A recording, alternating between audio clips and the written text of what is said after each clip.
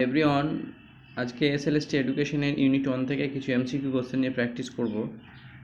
এখানে 149 নম্বর প্রশ্ন আছে, প্রয়োগবাদী পাঠ্যক্রমের মূলনীতিগুলি হলো কি?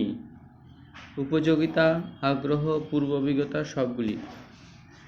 এখানে যেটা সঠিক উত্তর হবে সেটা হচ্ছে অপশন ডি, সবগুলি। কার্ল মার্কস ছাত্র অবস্থায় দার্শনিক চিন্তাধারার দ্বারা প্রভাবিত হয়েছিল কার? Hegel, Stalin, Lenin, Adam Smith. সঠিক অ্যান্সার হচ্ছে হেগেল। দাস ক্যাপিটাল গ্রন্থটি প্রথম প্রকাশিত হয় কত খ্রিস্টাব্দে? 1866, 67, 68, 69। সঠিক অ্যান্সার হবে 1867।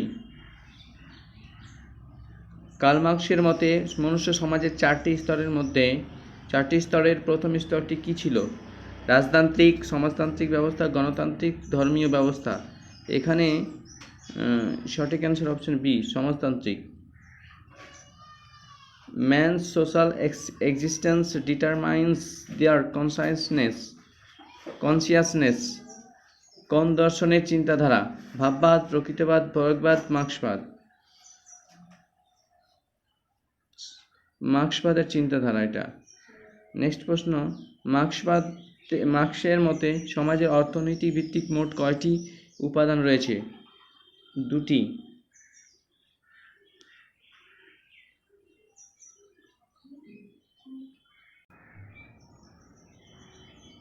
শিক্ষা সম্পর্কে মার্ক্সবাদের ধারণার তাৎপর্যটি হলো, সঠিক অ্যান্সার হচ্ছে জ্ঞানে উৎপাদনশীলতা।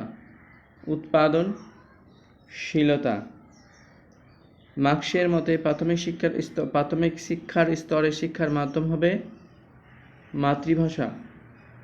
Option B. Human thoughts goes endlessly differ from appearance to essence of the first order. উক্তিটি করেছেন কে? উক্তিটি করেছেন লেনিন। প্রভার্টি অফ ফিলসফি গ্রন্থটি প্রকাশিত হয়েছিল 1835 খ্রিস্টাব্দে।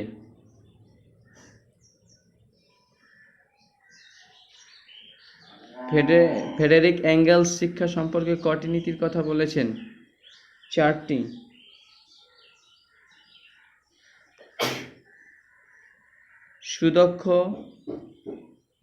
সুদক্ষ ব্যক্তি তৈরি করাই হলো শিক্ষার লক্ষ্য। কোন দর্শনের আদর্শ? মার্ক্সবাদ।